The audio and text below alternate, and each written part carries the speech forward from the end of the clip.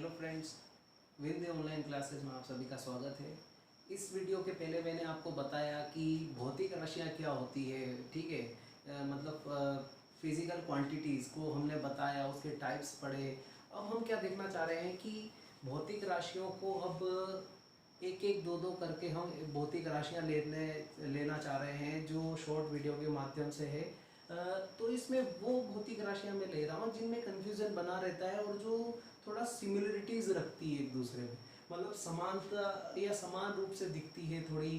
कई बार उनके सूत्र समान रहते हैं या उनकी इकाइयाँ समान रहती है, उनमें कई बार कन्फ्यूज़न बना रहता है कि अंतर कितना होता है, ठीक है।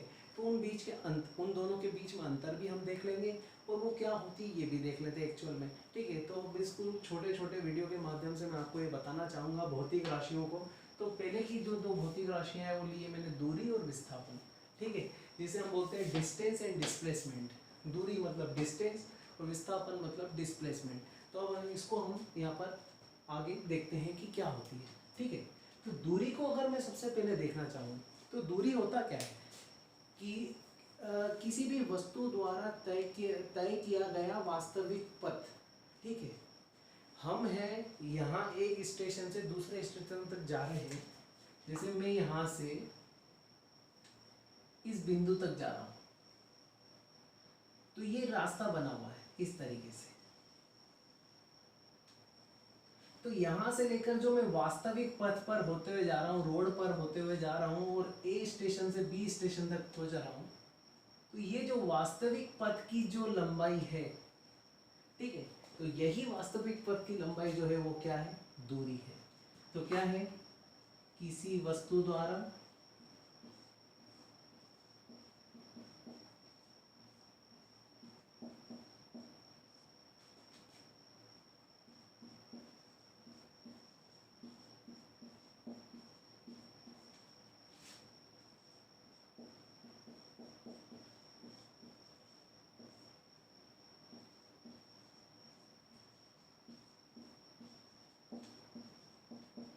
ये आपकी दूरी की डेफिनेशन हो गई कि किसी वस्तु द्वारा तय की गई वास्तविक पथ की लंबाई।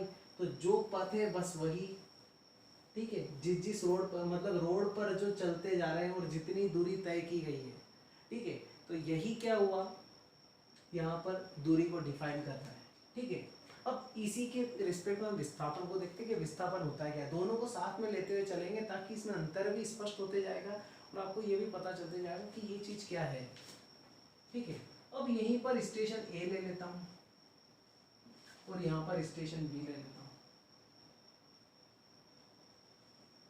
देखिए, स्टेशन ए और बी को अगर मैं एक सबसे छोटे रास्ते से अगर कनेक्ट करूं तो सबसे छोटा रास्ता एक स्ट्रेट लाइन ही हो सकती है, एक बिल्कुल सीधी रेखा, ठीक है। तो ये सीधी रेखा ही क्या है, सबसे मिनिमम डिस्टेंस है इन दो बिंदुओं के मध्य, ठीक है। तो प्रारंभिक बिंदु तथा अंतिम बिंदु के मध्य की न्यूनतम दूरी, minimum distance between two point, ठीक है। तो क्या है, ए और बी बिंदु के मध्य का जो सबसे न्यूनतम दूरी है वही क्या कहलाती है, विस्थापन कहलाती है। अब जरूरी नहीं है कि ए और बी पे डायरेक्ट ऐसे सीधे ही जाया जाए। माना कि ये वही रास्ता है, ये जो मैं बताना चाह रहा हूँ, ये जो रास्ता बना है मैंने यही है, पर क्या है, मैंने यहाँ पे वास्तविक पथ ना बनाते हुए डायरेक्ट उन दोनों के बीच का क्या है, मिनिमम डिस्टेंस बता दिया, ठीक है। तो ये मिनिमम डिस्टेंस जो है क्या है, यहाँ पर जो है वास्तविक पथ है, पर यहाँ पर क्या मैंने मिनिमम डिस्टेंस बताया। ये रास्ता वही है, आप खुद ऐसा इमेज करो कि वही रास्ता है, पर अगर मैं एक मिनिमम डिस्टेंस बताना चाहूँ तो क्या रहेगा, वही विस्थापन रहेगा। कई बार हम रीजनिंग में क्वेश्चन करते हैं जो डिस्टेंस एंड डायरेक्शन वाले, उसमें भी ऐसे क्वेश्चन आते हैं कि कोई व्यक्ति पूर्व दिशा में इधर चला, फिर वो उत्तर दिशा में इतने मीटर चला, इस तरीके से कुछ डिस्टेंस उनको चलाते हैं, फिर बोलते हैं कि वो अपने प्रारंभिक बिंदु से अभी कितनी दूरी पर है। तो प्रारंभिक बिंदु से लेकर अंतिम बिंदु के बीच की न्यूनतम दूरी बताओ, मतलब वो न्यूनतम दूरी पूछते हैं। तो ये अगर 5 मीटर इधर चलता है और अगर ये 3 मीटर इधर चलता है, ऐसा उनका कहना रहता है, तो बताओ कि उन दोनों के बीच का मिनिमम डिस्टेंस कितना है। तो यह पाइथागोरस थ्योरम करके हम विस्थापन निकाल देते हैं। विस्थापन मतलब इस तरीके से हम यहाँ पर इसे डिफाइन कर देते हैं, ठीक है। यहाँ पर 3 मान लिया, यहाँ पर हम 4 मान लो, इस तरीके से कि 4 मीटर पूर्व चला, फिर वो दक्षिण की साइड 3 मीटर चला। तो बताइए अब प्रारंभिक बिंदु तथा अंतिम बिंदु के मध्य का न्यूनतम दूरी। तो वो न्यूनतम जो वर्ड यूज करते हैं वो सिर्फ क्या बताना चाह रहे हैं कि एक्चुअल में उसका विस्थापन कितना हुआ है एक स्थान से दूसरे स्थान तक, एक्चुअल में उसका बीच का मिनिमम डिस्टेंस कितना तय हुआ है। तो वो ये वाला पॉइंट रहता है, क्योंकि वो स्ट्रेट लाइन ही हो सकती है। तो ये ए से लेके बी तक जो पहुंचा, तो ये क्या निकल जाएगा 5, पर एक्चुअल में देखो तो दूरी कितनी तय करी उसने, 4 + 3 मिलाकर 7। तो ये जो 7 है ये क्या है, दूरी है, पर ये जो 5 आया है ये क्या है, विस्थापन है। इस तरीके से हम इसे बहुत अच्छे से देख सकते हैं। ठीक है, अब मैं आगे चलता हूं। तो इसकी अगर सिंपल सी डेफिनेशन अगर मैं बताना चाहूं तो क्या होगी, प्रारंभिक बिंदु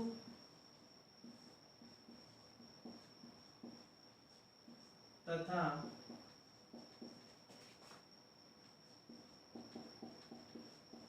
अंतिम बिंदु के मध्य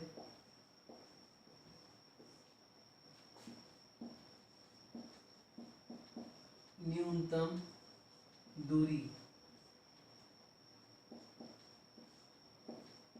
विस्थापन कहलाती है।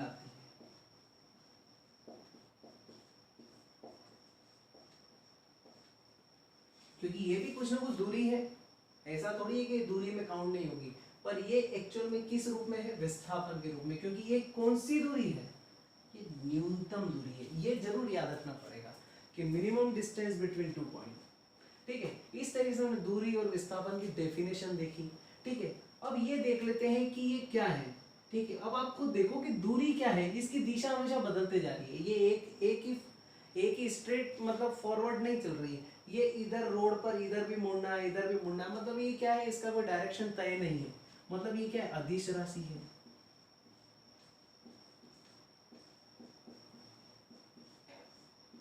मतलब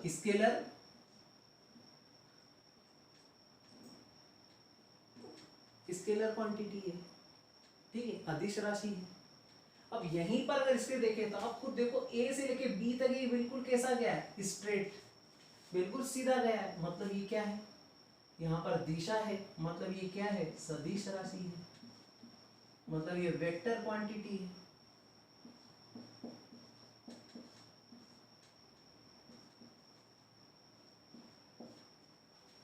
ठीक, अब इसी की अगर मैं देखूं सूत्र के रूप में अगर बताना चाहूं तो चाल बराबर दूरी बटा समय होता है। ठीक है, अगर मैं चाल बराबर क्या लिखता हूं, दूरी बटा समय, मतलब speed is equal to distance upon time. तो क्या यहां से मेरे को दूरी का फॉर्मूला नहीं मिलेगा, तो दूरी बराबर क्या हो जाएगा, समय उधर चला जाएगा, तो क्या हो जाएगा, चाल के साथ मल्टीप्लाई में आ जाएगा समय। ठीक, वो दूरी की जो इकाई रहती है वो रहती है मीटर। ठीक है, और इसी का विमीय सूत्र अगर बनाना है मुझे,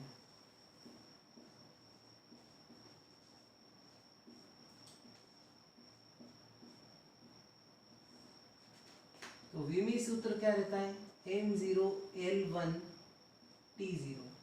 क्योंकि यहाँ ना तो वेट है ना कोई समय है, क्योंकि सिर्फ मीटर है। वो मीटर भी क्या रहता है, सिर्फ ये कोई मीटर स्क्वायर में नहीं रहता है, क्षेत्रफल जो रहता है वो मीटर स्क्वायर में रहता है। तो वहां पर उसकी पावर 2 भी आ सकता है, इस तरीके से लिखा जाएगा। पर यहाँ पर हम बात कर रहे हैं दूरी की, तो दूरी सिर्फ मीटर में रहेगी, एक सिंगल यूनिट में रहेगी। इसलिए हम क्या है लिख रहे हैं यहाँ पे, m0l भी लिख सकते हैं खाली, और अगर लिखना चाहो तो 1 भी लिख सकते हो। तो इस तरीके से इस विमीय सूत्र को बताया जाता है। ठीक है, यहाँ तक हमने देखा। ठीक है, वो दूरी हमेशा धनात्मक रहेगी। धनात्मक कैसे रहेगी, हम जो भी चीज तय करते हैं, ठीक है, जैसे ग्राउंड में अगर हम रनिंग कर रहे हैं तो एक ग्राउंड, उस टॉपिक पे भी हम चलेंगे आगे। ठीक है, तो अभी बात कर लेते हैं तो ज्यादा बेस्ट रहेगा। एक पॉइंट है, ठीक है, दूरी की बात कर रहा हूं और विस्थापन दोनों का अंतर भी पता चल जाएगा। ये ट्रैक है,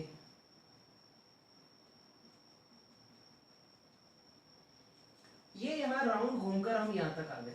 क्या एक राउंड घूमकर आया तो मैं ये बोलता हूँ कि मैंने 0 दूरी तय करी? नहीं, मेरा विस्थापन 0 हो सकता है कि मैं जिस पॉइंट से गया था वापिस उसी पॉइंट पर आ गया। ठीक है, मतलब यहाँ पे जो अलग अलग स्टेशन दे रखे थे, हो सकता है ये राउंड हो तो यहाँ पर ए से चालू करा और वापिस ए पर आ गए घूम के।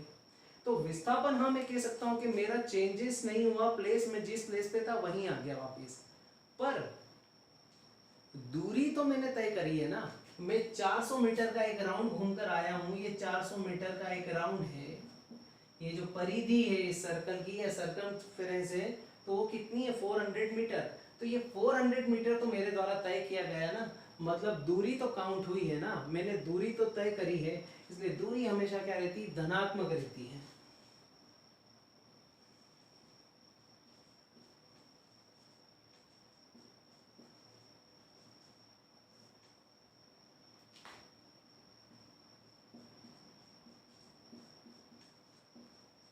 पर अगर यहीं पे हम देखना चाहे विस्थापन कितना है, तो ये थोड़ा अंतर भी स्पष्ट हो जाएगा।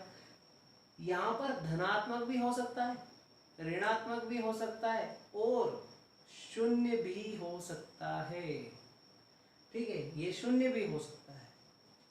जैसे ऋणात्मक किस रूप में बोलते हैं? जैसे ये यहां से यहां चला, अब वही व्यक्ति यहां से वापिस क्या है? यहां तक आ गया, तो ये दूरी थोड़ी तय होगी। ये भले ये यहां से यहां गया, फिर इधर घूम के आया, इधर आ गया और यहां तक पहुंच गया।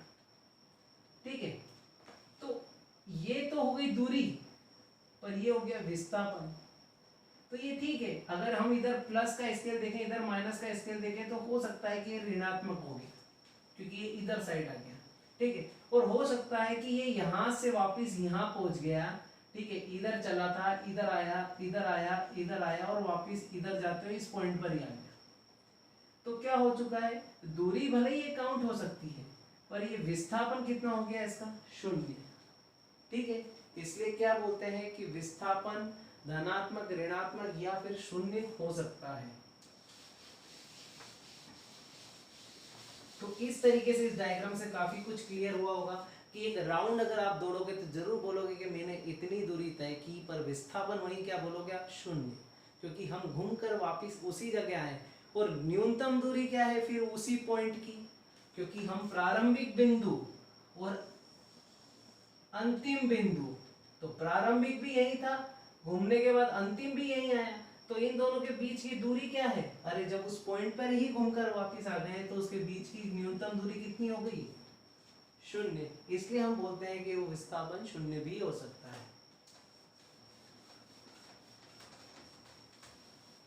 अब यहां पर अगर हम विस्थापन का फॉर्मूला देखना चाहें, तो विस्थापन का जो रहता है वो रहेगा आपका वेग इंटू समय। वेग मतलब वेलोसिटी। ठीक है, अब विस्थापन मतलब डिस्प्लेसमेंट, तो विस्थापन वेग इंटू समय होता है। तो विस्थापन की भी इकाई क्या होती है? मीटर। और इसी का अगर विमीय सूत्र बोलूं तो सेम विमीय सूत्र रहता है इन दोनों का, क्योंकि विस्थापन भी क्या है? ये यहां से लेके यहां तक की जो डिस्टेंस है आप कुछ लंबाई में ही बताओगे ना, मीटर में ही बताओगे। और मीटर हमें इसलिए रह रहा हूं क्योंकि ये एसआई यूनिट है। ठीक है, जो ज्यादा प्रचलित रहती है वो एसआई यूनिट रहती है, तो एसआई यूनिट ही मैं यहाँ पर यूज कर रहा हूँ सभी की। तो विमीय सूत्र क्या रहेगा इसका? यहाँ पर क्या था? m0 L1 T0। इस तरीके से क्या है यहाँ पर विमीय सूत्र हो गया। ठीक है, और यहाँ पर लिख सकते हैं हम फिर धनात्मक